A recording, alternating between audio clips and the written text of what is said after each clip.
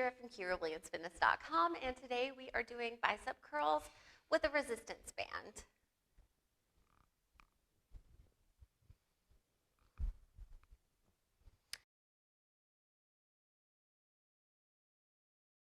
When we do these, we want our feet below our hips. We're going to squeeze our glutes, and we're going to keep our core really tight.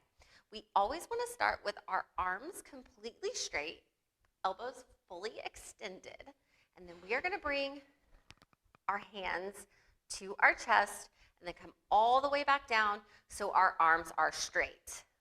If you have a more challenging resistance band, try just using one foot as opposed to both, and that can make this a little easier.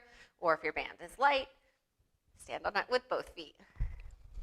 So for more at-home muscle building exercises like this, sign up for online personal training at KyraWilliamsFitness.com.